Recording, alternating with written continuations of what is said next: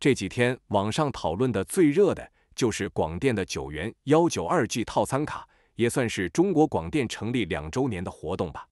想来当年中国广电开始进行5G 放号时，我还参与过他们的业务流程梳理。没想到一晃眼已经2年过去了。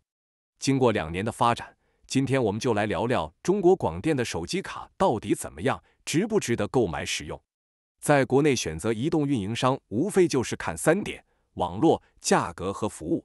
很多人说中国广电5G 的网络信号不好，但是很多代理在卖中国广电的手机卡时，总会说他用的是中国移动的网络，还特别强调它有700兆赫的频段资源，暗示消费者中国广电和中国移动有相同的网络质量。为什么同样使用中国移动的网络，但是却始终感觉没有中国移动的信号好呢？首先，我们先来聊聊中国广电是如何使用的中国移动网络的。这里就要提到运营商共建共享了。简单来说，就是运营商之间如果在某个地方已经建好了基站，其他运营商就不用重复建设了，他们的用户可以直接使用已有的基站来提供服务。有点类似国际漫游中一个国家的运营商为另外国家的运营商用户提供网络服务。只不过国内的运营商共建共享中，虽然用户用的是其他运营商的基站，但核心服务仍然由用户所在的原运营商提供，所以运营商的网络标识并不改变，用户是感觉不出来的。只是背后2家会进行一些费用上的结算。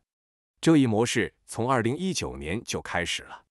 当时中国电信和中国联通签署了 5G 网络共建共享框架合作协议，标志着 5G 时代的共建共享正式启动。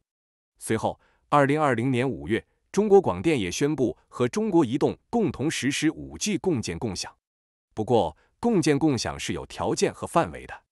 中国移动与中国广电的共建共享基站数量达到了360万座，从数量上看已经是非常庞大的数量了。但是相较于中国移动自己的1188万基站总数，广电能用的只有1/3不到。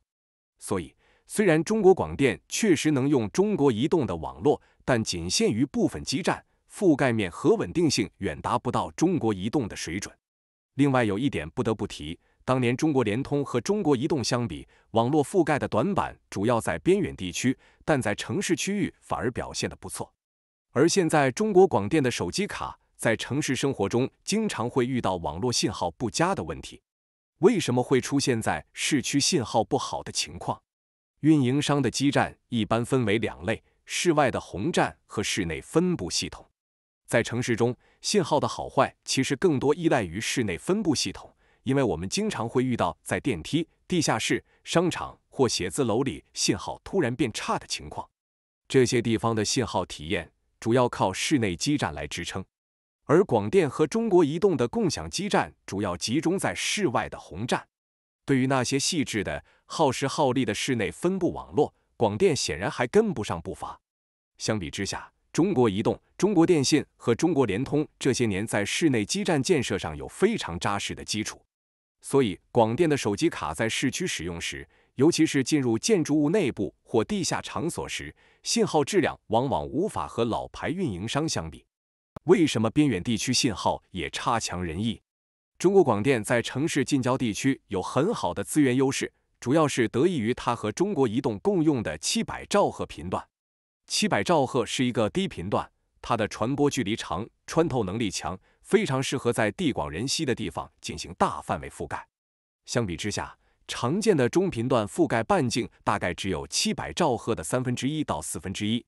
因此使用700兆赫频段时，只需要建较少的基站就能覆盖更广的区域，这样一来，建设成本也大幅降低。